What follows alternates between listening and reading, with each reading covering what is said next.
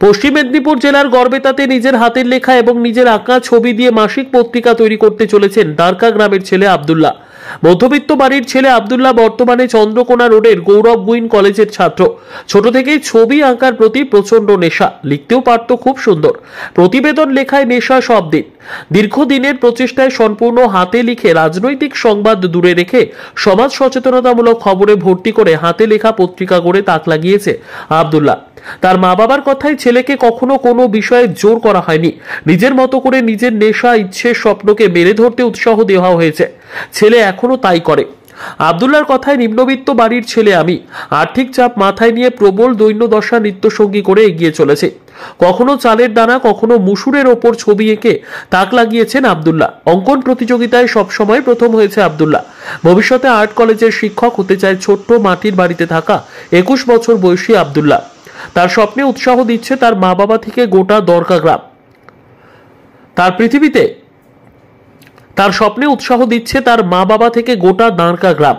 সারা পৃথিবীতে মাত্র 3টি পত্রিকা হাতে লেখা বের হয়, একটি ঢাকা থেকে, অপরটি দিল্লি থেকে এবং 3 নম্বর পত্রিকা, এই অধিকার পত্রিকা প্রকাশিত হচ্ছে গড়বেতা 3 নম্বর ব্লকের দ্বারকা গ্রাম থেকে।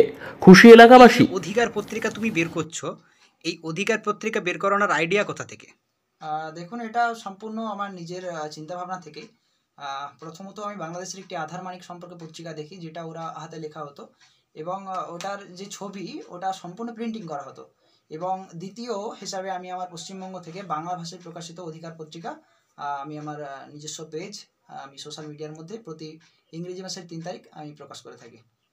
এই পত্রিকা সারা পৃথিবীতে কতগুলো এখনো পর্যন্ত বেরোচ্ছে? আমার জানা যেটা দি মুসলিম উর্দু ভাষায় প্রকাশিত হয় এবং বাংলাদেশে একটি আধার মানিক, যেটি গত 2 মাস অন্তর প্রকাশিত হয় এবং প্রতি ইংরেজি মাসের 3 তারিখ প্রতি মাসে, অর্থাৎ মাসিক পত্রিকা যেটি অধিকার পত্রিকা, আমি প্রকাশ করে থাকি। এই অধিকার পত্রিকা বের করানোর আইডিয়া সম্পূর্ণ তোমার নিজের? হ্যাঁ, সম্পূর্ণ আমার নিজের। পড়াশোনার ব্যতি রেখে এই যে পত্রিকার পিছনে সারাদিন সময় অপচয় করো, বাড়ি থেকে কোনো চাপ আসেনি কখনো? দেখুন, সাধারণ পরিবার থেকে, বাড়ি থেকে তো চাপ আসবে, কিন্তু স্বপ্ন পূরণের লক্ষ্যে নিজেকে তো নিজের স্থান করে নিতেই হবে। এখন তো বিভিন্ন সবাই চাকরির জন্য যে ইঁদুর দৌড়, সেই ইঁদুর দৌড়ে সামিল না হয়ে এই ধরনের একটা চিন্তা ভাবনা কিভাবে মাথায় এলো? দেখুন, চাকরি বর্তমানে একটা মানে ওটাতে করতেই হবে তেমন কোনো না। চাকরির আশপাশে অনেক কাজ থাকে। নিজে যেটা করতে পারবো সেটা করাটাই আমার মনে ভালো। আমি চাকরি পছন্দ নয়, এক কথায়। সেই জায়গাটা ব্যতি রেখে হঠাৎ করে এই ধরনের একটা ইউনিক আইডিয়া কিভাবে মাথায় এলো? দেখুন, এটা তো আমি মনে করি যে বর্তমান সময়ে এই অধিকার পত্রিকা, হাতে লেখা সংবাদপত্র অনেকটাই যুবক এবং যুবতীদের মনে অনুপ্রেরণা যোগাবে। কারণ সংবাদপত্র হাতে লেখা এবং সেটা সম্পূর্ণ হাতে লেখা এবং আঁকা সত্যি একটি অবিশ্বাস্যকর বলে আমি মনে করি। আগামী দিনে তোমার যারা ছোট ছোট ভবিষ্যৎ প্রজন্ম শিল্পী যারা আসছে আগামী দিনে, তাদের প্রতি কি বার্তা থাকবে? আমি বলবো যে তারা যেন তাদের লক্ষ্যে পৌঁছায়।